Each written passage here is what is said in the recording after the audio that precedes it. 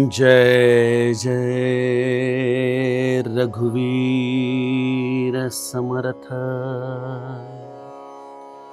जीवा कर्मयोगे जनी जन्म झाला, परी शेवटी काळमुखी निमाला। महाथोरते मृत्युपंथेची गेले, किती एकते जन्मले आणि मेले। जय जय रघुवीर समर्थ। श्रोता वक्ता श्रीराम समर्थ। जय जय रघुवीर समर्थ। श्रीराम आपल्या सर्वांच्या हृदयस्थ बसणाऱ्या आत्मारामास साष्टांग प्रणिपात करून मनोबोध एक अंतरयात्रा या आपल्या श्री समर्थ रामदास स्वामी विरचित मनाच्या श्लोकांचा जो आपण चिंतनात्मक मागोवा घेत आहोत, सज्जन हो, आज आपण त्यातील श्लोक क्रमांक 14चं चिंतन पाहणार आहोत। समर्थांनी गेल्या श्लोकामध्ये रावणाची कथा, या दशमुखी रावणाची कथा आपल्या समोर ठेवली, जो अहंकाराने मीच या जगाचा विजेता आहे, कोण राम, अशा या गोष्टींमुळे मदोन्मत्त झाला होता। अशा या रावणाचं सगळं राज्य अकस्मात बुडालं, होत्याचं नव्हतं झालं सगळं काही।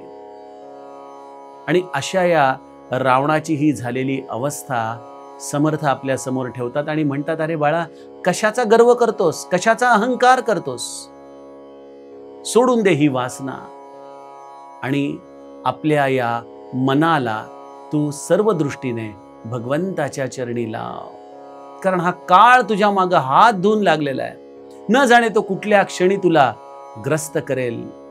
अशा रीतीने समर्थांनी आपल्या मनाला हा सदुपदेश दिला। सज्जन हो, आजच्या या श्लोकामध्ये समर्थ ही वासना आणखीन आपल्या हृदयामधून निरस्त व्हावी, विसर्जित व्हावी, यासाठी आम्हाला या मर्त्य लोकाची, या मृत्यू लोकाची महती समजावून सांगतात। काय म्हणतात समर्थ आजच्या श्लोकामध्ये? जीवा कर्मयोगे जनी जन्म झाला। मी कुठं जन्माला यावं, कोणाच्या पोटी जन्माला यावं, माझं घर, माझा संसार, माझं भविष्य काय असावं, हे सगळं काही जर कोणी लिहित असेल तर ते सगळं काही मीच माझ्या स्वतःच्या हाताने, माझ्या संचिताच्या आधाराने लिहून ठेवत असतो। पण हे सगळं मी लिहितो, इथं सगळं उपभोगतो आणि इथं सगळं काही सोडून परी शेवटी काळमुखी निमाला, या काळाच्या मुखामध्ये मी शांत होऊन जातो। आणि या काळाचा जबडा केवढा मोठा आहे। महाथोरते मृत्युपंथेची गेले, मोठी मोठी लोक या मृत्युपंथावरती गेली, किती एकते जन्मले आणि मेले।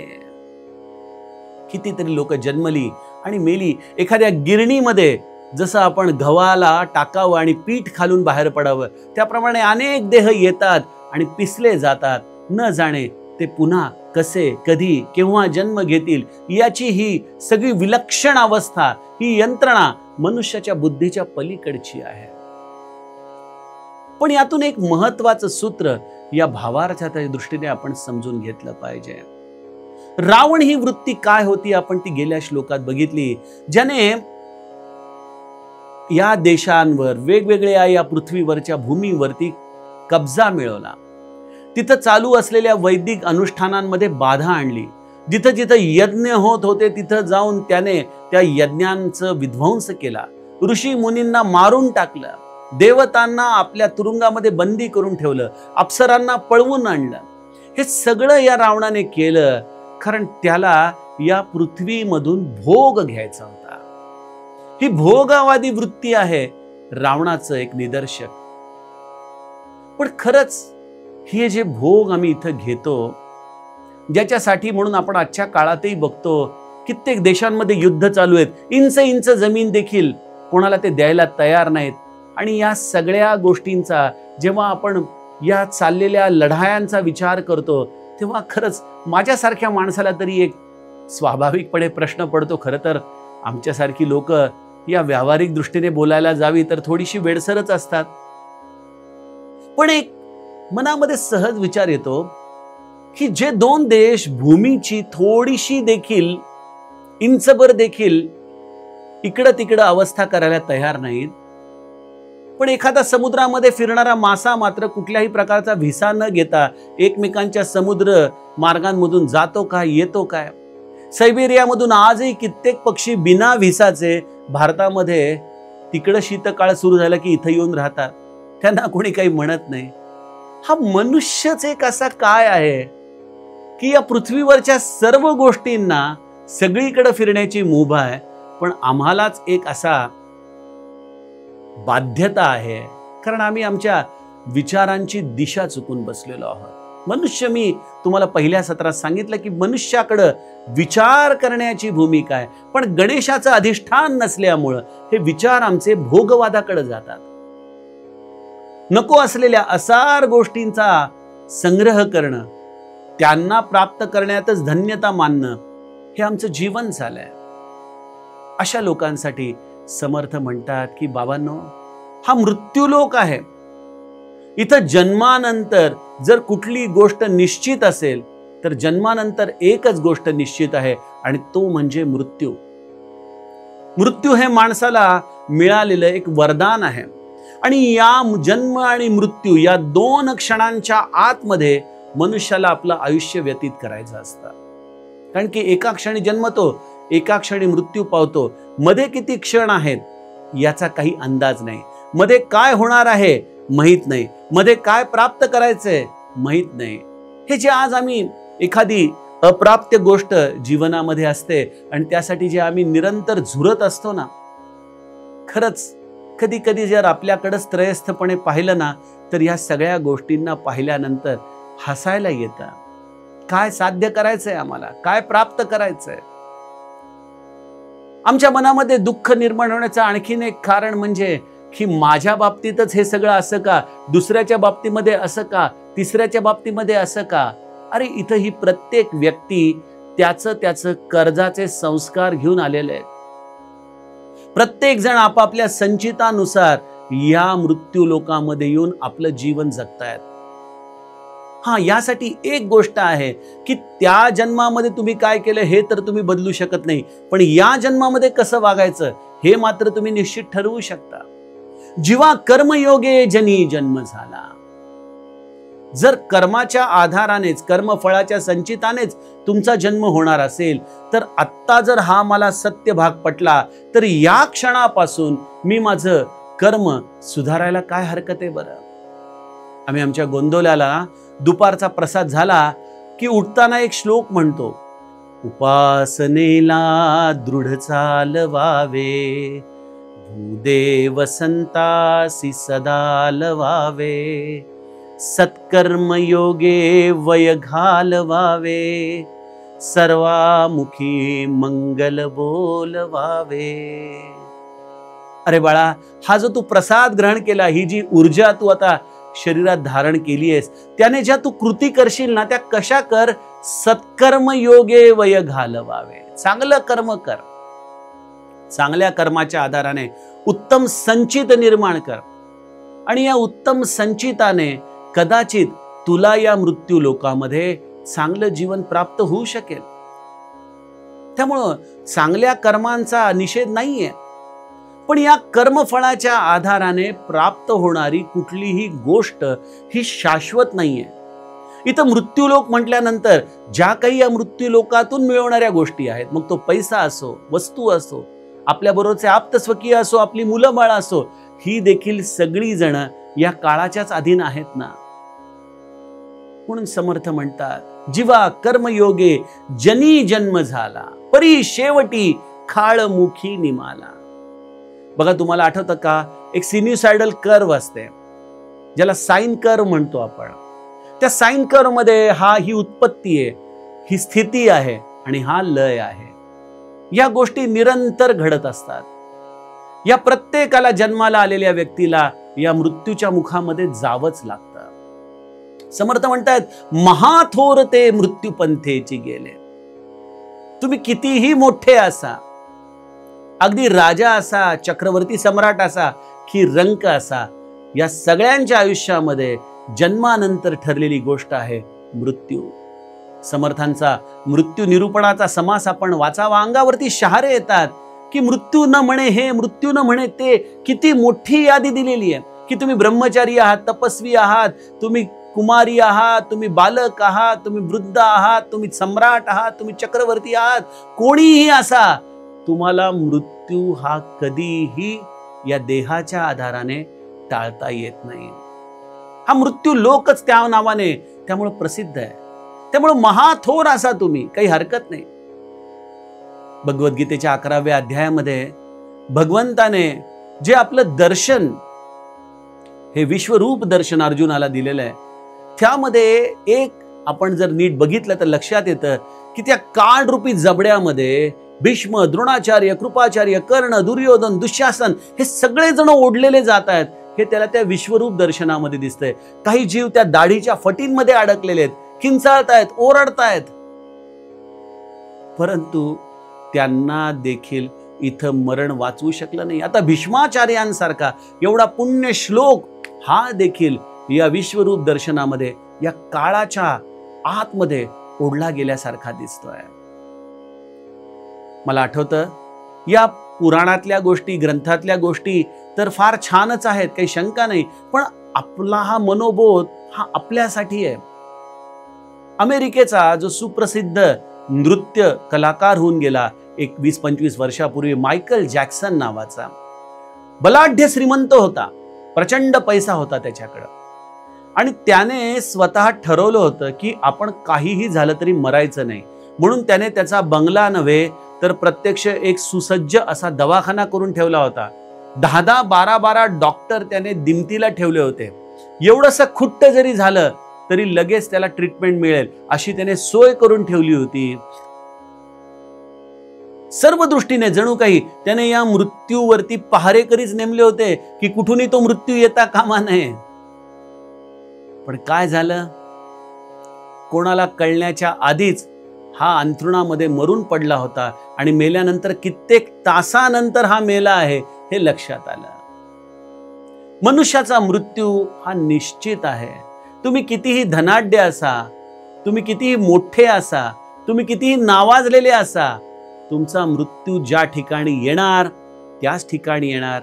ज्यावेळी लिहिलेला आहे त्याच वेळेला येणार. याला कोणीही टाळू शकत नाही, कोणीही. एक फार सुंदर कथा मी माझ्या निरूपणांमध्ये आधी सांगायचो, आता सहज बोलता बोलता स्मरणामध्ये आली. एकदा काय होतं, देवतांची सभा भरलेली असते आणि या देवतांच्या सभेमध्ये सगळे देवता आपापल्या वाहनांवरती बसून येतात. मग आमचा महादेव नंदीवरती आलेला आहे, जगदंबा माता शेरोवाली माँ आलेली आहे, यम रेड्यावरून आलेला आहे. हे सगळे जण येऊन आपापली वाहनं पार्किंग स्लॉट मध्ये लावतायत आणि सगळे देवता मीटिंगसाठी आज जात आहेत. यमाने अशा वेळेला आपला रेडा लावला. त्याच्या आधी थोड्या वेळ आधी विष्णू भगवान आले होते. विष्णू भगवंताचा गरुड देखील तिथंच उभा होता आणि त्यांच्या पाठोपाठ यमदेवता आले, रेड्याला लावलं आणि यम आज जातानाच त्यांची दृष्टी झाडावरती बसलेल्या कावळ्यावर गेली. यमाने त्या कावळ्याकडे बघितलं आणि थोडा विचारमग्न झाला. एकदा कावळ्याकडे बघतो, एकदा विचारमग्न होतो, एकदा कावळ्याकडे बघतो, एकदा विचारमग्न होतोय. कावळा पुरता गांगरून गेला, अरे बापरे, यम आपल्याकडे बघतो, यमाची दृष्टी आपल्यावर पडतीये, म्हणजे आता आपला मृत्यू निश्चित जवळ आलाय. कावळा घाबरून गेला. यम डोकं खाजवत खाजवत आज निघून गेला. थोड्या वेळाने गरुड महाशयांची दृष्टी कावळ्यावरती पडली. काय कावळे राज, एवढे घाबरले का आहात? अहो तुम्ही बघितलं नाही का, तो आता यम माझ्याकडे सारखा बघत होता. अहो कसं होणार हो माझं, मला असं वाटतंय आता माझा मृत्यू जवळ आलाय. अहो काळजी करू नका, हो कसला मृत्यू. तुम्ही एक काम करा, ही मीटिंग किती वेळ चालेल माहित नाही, तुम्ही माझ्या पाठीवर बसा, मी तुम्हाला क्षणार्धात मेरू पर्वतावरती नेऊन सोडतो. तो मेरू पर्वत जो भगवंताच्या अधीन आहे, तिथं मृत्यू देखील प्रवेश करू शकत नाही. काही काळजी करू नका. खावळा म्हणाला, बरं झालं बाबा गरुड दादा तुम्ही आहात, त्यामुळं आज मी या यमाच्या वक्रदृष्टीपासून वाचेन. खावळ्याला पाठीवर घेऊन गरुड त्याला मेरू पर्वतावरती सोडून आला, एका गुहेमध्ये ठेवलं. म्हणाले काळजी करू नका, आता इथं निवांत राहा, तुमचं कोणीही इथं काहीही वाकडं करू शकणार नाही. गरुडजी पुन्हा येऊन पार्किंग मध्ये उभे राहिले. काही वेळानंतर मीटिंग संपली, सगळेजण परत बाहेर आले आणि यमराज देखील आले. आणि यमराज वरती बघताय, तो कावळा कुठे आहे, कावळा कुठे आहे. गरुड हसून यमराजांकडे बघायला लागला. म्हणाला, काय यमराज कोणाला बघताय? अरे म्हणे इथे कावळा होता ना मगाशी. हो म्हणे होता, त्याचं काय? काही नाही रे म्हणे, मी विचार करत होतो याचं मरण आता काही मिनिटांवरती आलंय, पण याचं मृत्यूस्थान मेरू पर्वत आहे.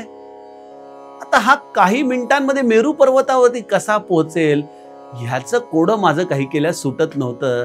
असू दे म्हणे, जिथं असेल तिथं नंतर बघू, असं म्हणून यमराज निघून गेले. आणि गरुड मात्र अगदी खजील होऊन खाली बसले की आपणच त्याच्या मृत्यूला कारण झालो. सज्जनो, हे असंच असतं. ज्या क्षणी तुमचा मृत्यू लिहिलेला आहे, जिथं लिहिलेला आहे तिथंच तुम्ही पोहोचता. आणि हा मृत्यू लोक याची गणित अचूक आहे. कोण समयो येईल कैचा, त्याचा न कळे की भरवसा, जैसे पक्षी दाही दिशा उडवून जाई. माझे समर्थ म्हणतात की कोण समय कसा येईल कोणाला माहितीये. जसे एखाद्या झाडावरती सगळे पक्षी गुण्या गोविंदांनी नांदत असतात, पण अचानक कुठल्या तरी तोफेचा आवाज व्हावा आणि सगळे पक्षी दाही दिशांनी उडून जावेत, त्याप्रमाणे न जाणे कुठला घाला कधी कुठल्या क्षणी होईल आणि होत्याचं नव्हतं होऊन जाईल तुमचं. आपण अनेक ठिकाणी बघतो, एखादं कुटुंब आनंदात एखाद्या कारनी प्रवास करतंय, पण न जाणे मृत्यू त्या कारचा कुठेतरी वाट बघत असतो आणि सगळेजण क्षणात खाक होऊन जातात. अहो इतकंच काय, आत्ताच 2-3 महिन्यापूर्वी अहमदाबादला झालेली दुर्घटना डोळ्यासमोर आणा. एकाच विमानामध्ये कितीतरी वेगवेगळी लोक. बघा आता हे देखील एक फार मोठं गमतीचं शास्त्र आहे. जसं या आपण गरुडाची आणि या कावळ्याची कथा ऐकली, हे देखील वेगवेगळे जीव. खरं तर काही त्यांचा परस्पर संबंध नाही. यांची आयुष्य वेगवेगळी, जन्म वेगवेगळे, त्यांच्या कुंडली वेगवेगळ्या असतील, पण न जाणे या मृत्यू लोकांमध्ये हे सगळेजण एकाच विमानामध्ये बसावे आणि ते विमान पडावं आणि त्या सगळ्यांचा मृत्यू व्हावा एकाचा सोडून. हे गणित काहीतरी अगम्य आहे. हे सगळं आपल्या बुद्धीच्या पलीकडे आहे. पण एक निश्चित आहे की हा मृत्यू लोक आहे आणि इथं मृत्यू नावाची गोष्ट ही शाश्वत आहे. आणि असा हा मृत्यू जर शाश्वत आहे तर मग या मृत्यूसाठी घाबरायचं कशाला? जसे एखादी गोष्ट ही जर निश्चित माहिती असेल तर मनुष्य त्या गोष्टीसाठी स्वाभाविकपणे तयार नको का व्हायला? त्याने त्या गोष्टीचा स्वीकार नको का करायला? पण या उलट जगामध्ये आपण बघतो, जो तो या मृत्यूपासून लांब पळण्याचा प्रयत्न करतोय आणि या मृत्यूपासून लांब पळण्यामध्येच आमचं हे सगळं अज्ञान ठेवलेलं आहे. म्हणून महाथोरते मृत्यू पंथेची गेले, किती एक ते जन्मले आणि मेले. कोणाची खिसगंटीमध्ये देखील नाव नोंदणी नाही. कोण कुठं जन्माला आलं, कोण कुठं मेलं, पत्ता नाही. एवढे अनंत जीव या काळाच्या जात्यामध्ये पिसले जात आहेत अक्षरशः. त्यामुळे सज्जनो, जे क्षण आज आपले आहेत तोच क्षण आज आपला आहे. त्या क्षणावरती आनंदी राहणं, त्या भगवंताचं नामस्मरण त्या क्षणावरती करणं, श्री महाराजांच्या भाषेत सांगायला जावं तर त्या क्षणाचं सोनं करणं, एवढाच पुरुषार्थ आमच्या हातामध्ये आहे. असा हा समर्थांच्या मनोबोधाचा भावार्थ आपण गुरुकृपेने बघितला. यातील पुढील श्लोक आपण उद्याच्या सत्रामध्ये बघूयात. जानकी जीवन स्मरण. जय जय राम.